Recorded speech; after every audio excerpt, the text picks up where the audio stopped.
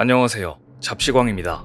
최근 러시아를 향한 유럽 국가들의 움직임이 심상치 않게 돌아가고 있습니다. 독일이 재무장을 선언하며 의무복무를 재도입하기로 논의한 것은 유럽의 변화를 대변해주는 사건입니다.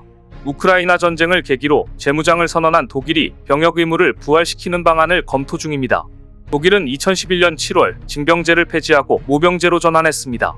그러나 장병 모집이 원활하지 않은 데다 최근 안보 환경이 급변하면서 병역 의무를 다시 도입해야 한다는 주장이 힘을 얻고 있는데요.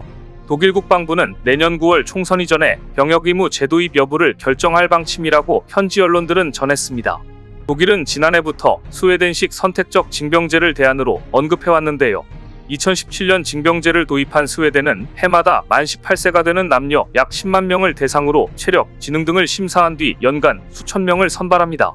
독일 연방군 병력은 지난해 연말 기준 18만 1천 명 정도입니다. 그런데 이 병력 규모를 2031년까지 20만 명 이상으로 늘릴 계획입니다. 퇴역자를 고려하면 매년 약 2만 명의 신규 장병이 필요하지만 군복무 지원자는 갈수록 줄어드는 추세입니다. 독일 정치권은 징병제 재도입에 대체로 찬성하고 있습니다. 이날 공개된 여론조사기관의 설문 결과를 보면 응답자의 52%가 의무복무에 찬성하고 43%는 반대했습니다. 하지만 군 안팎에서는 병력 충원보다 훈련시설 등 인프라 복구가 더 시급하다는 주장도 나옵니다. 알폰스 마이스 독일 육군 감찰관은 최근 언론 인터뷰에서 전통적 방식의 징병제를 다시 도입하면 병력의 3분의 1을 훈련에 투입해야 한다고 지적하면서 인프라 복구가 더 시급하다고 주장했습니다. 유럽 각국은 한동안 모병제로 전환하다가 2014년 러시아의 크림반도 합병을 기점으로 다시 징병제를 도입하는 추세인데요. 2022년 우크라이나 전쟁 발발 이후에는 너도나도 징병제를 다시 논의하기 시작했습니다. 가장 먼저 라트비아가 징병제를 부활시켰고 최근에는 독일뿐 아니라 세르비아, 크로아티아, 루마니아, 체코 등 동유럽권도 의무복무 도입을 논의 중입니다. 그런가 하면 얼마 전 폴란드 외무상은 전 세계를 깜짝 놀라게 할 발언을 했습니다. 폴란드의 시코르스키 외무장관은 폴란드 의회에서 열린 나토 가입 25주년 기념행사에서 나토 국가 군인들이 이미 우크라이나에 있다라는 폭탄 발언을 했습니다. 그러면서 이런 위험을 감수하고 있는 국가들에 감사를 전하고 싶다고 말했는데요. 나토 군인들이 정식으로 참전하게 되면 러시아와 유럽의 전면전이 된다는 점에서 아직 누구도 언급하지 않는 일을 폴란드 외무장관이 언급한 것입니다. 그러자 옌스 스톨텐베르크 나토 사무총장은 AP통신과의 인터뷰를 통해 우크라이나에 나토 병력을 파견할 계획은 없다고 서둘러 진화에 나섰습니다. 하지만 얼마 전 프랑스의 마크롱 대통령이 우크라이나 파병 가능성을 언급한 데 이어 폴란드 외무장관의 입에서 이미 주둔하고 있다는 주장까지 나왔기 때문에 적어도 일부 국가가 독단적으로 소수 병력 파병을 했거나 파병 직전까지 준비 단계를 마쳤다는 추측이 설득력을 얻고 있습니다. 그렇다고 러시아도 손 놓고 있는 건 아닙니다. 확전 가능성을 열어놓고 이미 군수 생산 시스템 보강을 마쳤습니다.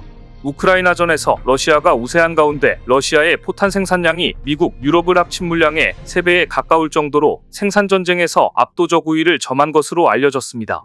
러시아는 현재 포탄 공장들을 24시간 연중무휴 가동하고 있다고 하는데요. 러시아의 군수산업 종사자는 전쟁 이전 200만에서 250만 명 수준에서 현재 350만 명으로 늘어났습니다. 이에 더해 러시아는 지난해 이란에서 포탄 최소 30만 발을 수입했으며 북한에서도 최소 컨테이너 6,700개 분량의 포탄을 도입했습니다. 반면 미국은 2025년 말까지 매달 포탄 10만 발을 생산하는 것을 목표로 하고 있습니다. 이는 러시아 생산량의 절반도 안 되는 규모입니다. 이런 생산량의 격차는 고스란히 전선에 반영돼 러시아의 공세가 우크라이나의 방어를 압도하는 결과로 이어지고 있는데요. 러시아는 현재 하루 약 1만 발의 포탄을 발사하는데 우크라이나 측의 발사량은 고작 2,000발 수준입니다. 그 결과 러시아는 동부 도네츠크 지역의 격전지인 아우디우카를 함락시키는 등 공세를 벌이고 있습니다. 미군과 동맹국들은 그간 우크라이나에 M1 에이브럼스 전차, F-16 전투기 등 여러 정교한 무기 시스템을 지원했거나 지원할 예정이었습니다. 그러나 군사 전문가들은 이번 전쟁은 누가 포탄을 더 많이 쏘느냐에 따라 이기고 질 가능성이 크다고 보고 있습니다. 나토의 고위 관리는 우리가 지금 당면한 최대 이슈는 탄약이다. 러시아가 포탄 생산의 강점을 통해 전장에서 상당한 이득을 누리고 있다고 평가했습니다. 결국 유럽 각국은 부족한 포탄 생산량을 늘리기 위해 나섰고 독일은 연간 약 20만 발의 포탄을 생산할 새 공장을 착공한 데 이어 지난달 우크라이나에 공장을 건설해 연간 수십만 발의 155mm 포탄을 생산할 계획이라고 발표했습니다. 하지만 지금 오랜 세월 전쟁이 없었던 유럽 예방위 산업은 그야말로 녹슬대로 녹슬어서 즉시 대규모 물량을 생산할 수 없습니다. 물론 러시아의 상황도 마냥 좋다고는 할 수 없습니다. 무지성 돌격과 전선 고착화가 이어지면서 병력 충원에 애를 먹고 있기 때문입니다. 최근에는 여행 중인 외국인들까지 끌고 가 병력으로 투입한다는 이야기까지 들릴 정도인데요. 보시는 사진은 러시아에 역류돼 우크라이나 전쟁터에 강제로 끌려갔다고 주장하는 인도 남성들의 모습입니다. 헌자부주 출신의 인도인 20대 남성들은 지난 1월 14일 정교회 새해를 축하하기 위해 12월 27일 러시아 땅을 밟았다가 러시아 인근 벨라루스에서 갑자기 불법 입국 혐의로 러시아 경찰에 넘겨졌다고 합니다. 그런데 러시아 경찰은 갑자기 그들에게 어떤 문서에 서명을 하도록 강요했습니다. 문서는 러시아어로 작성돼 있었기 때문에 이들은 문서의 내용을 전혀 이해하지 못한 채 서명했다고 합니다. 그런데 이 문서는 불법 입국과 관련해 징역 10년형을 받지 않는 대신 러시아군에 입대해 죗값을 치러야 한다는 내용이었다고 합니다. 결국 인도 남성들은 러시아 당국자들에 의해 어디론가 끌려갔으며 이후 군복으로 추정되는 외투를 입은 채 좁고 어두운 방 안에 서 있는 모습을 담은 영상이 공개됐는데요. 한편 러시아에 역류된 인도 남성들의 가족들은 현지 방송에 출연해 아들을 구해달라며 도움을 요청하고 있습니다. 러시아 당국에 속아 강제 입대한 인도인이 최소 24명인 것으로 파악되고 있는데요. 일부 인도인은 돈을 벌기 위해 러시아에 갔다가 후방 근무를 할 수 있다는 말에 속아 러시아군에 자원 입대하기도 했는데 이들은 강제로 최전선에 보내졌으며 이들 인도인들은 대부분은 고액의 월급을 주겠다는 러시아군의 말에 속은 가난한 청년들로 알려졌습니다. 상황이 이렇게 되자 결국 한국의 몸값이 높아지고 있습니다. 당장 러시아에 대응할 수 있는 군수 생산 능력을 가진 나라는 현재 한국밖에 없기 때문입니다. 한국은 현재 155mm 포탄을 연 150만 발 정도 생산할 수 있는 유일한 나라입니다. 하지만 한국이 우크라이나에 포탄을 지원하는 문제가 쉽게 결정할 수 있는 문제는 아닙니다. 외신들은 한국이 미국과 러시아 사이에서 난관을 맞았다고 진단했습니다.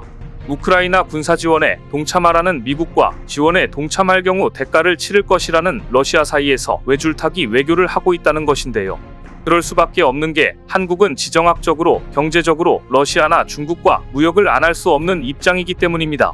결국 다급해진 나토의 고위급들이 잇따라 한국을 방문해 직접 지원을 요청하기에 이르렀습니다. 지금 유럽은 평시가 아닌 전시에 준하는 상황에 처해 있습니다. 유럽 각국 군 당국과 정보기관은 러시아의 침략 가능성에 대비해 대량의 무기를 조달해야 한다고 호소하고 있습니다. 그럼에도 사용자보다 생산자를 위해 돌아가는 유럽 방위 산업은 이권을 내려놓을 생각이 전혀 없어 보입니다. 유럽산 무기는 사용자보다 생산자 위주로 기획, 설계, 제작, 납품되기 일쑤입니다. 군 당국이 노후 장비를 대체하고자 합리적 가격에 빨리 납품해달라고 아우성쳐도 소용없습니다. 강력한 로비 능력과 노조원들의 표를 무기로 정치권을 쥐락펴락하는 방산업계가 들은 척도 하지 않기 때문입니다. 유럽산 무기의 난맥상은 이뿐만이 아닙니다. 독일산 전투기 유로파이터 타이푼의 경우 4.5세대 전투기임에도 구입 가격과 유지비는 5세대 스텔스기인 미국 F-35보다 비쌉니다. 심지어 독일 공군이 보유한 109대 중 단 8대만 가동되고 있다는 충격적인 사실이 폭로되기도 했습니다. 한국 K2 전차가 대당 100억 원에 달하는 가격으로 고가 논란에 휩싸였을 때 독일 레오파르트 2A7 전차 가격은 대당 400억 원을 찍었습니다. 유럽 방산업체들은 일단 무기 획득 사업이 결정되면 최대한 많은 공장으로 일감을 분산해 작업 기간과 비용을 늘려잡습니다. 유럽의 무기 조달 프로세스는 대부분 이런 식이니 아무리 급해도 포탄은 제때에 공급되기 힘듭니다. 그래서 보다 못한 나토의 고위급들이 찾은 나라는 바로 한국이었습니다. 최근 크리스토퍼 카볼리 미 육군대장이 나토 동맹작전 사령관으로선 처음으로 한국을 방문해 협력 방안을 논의했고 나토 정책기획관도 방안에 한국에서의 군수품 조달 문제를 논의하고 갔는데요. 유럽의 재무장 움직임과 우크라이나 전쟁의 장기화로 이제 유럽연합마저 한국에 아쉬운 소리를 하는 입장이 된 것입니다. 오늘 준비한 소식은 여기까지입니다. 댓글을 통한 여러분들의 많은 의견 기다리겠습니다. 시청해주셔서 감사합니다.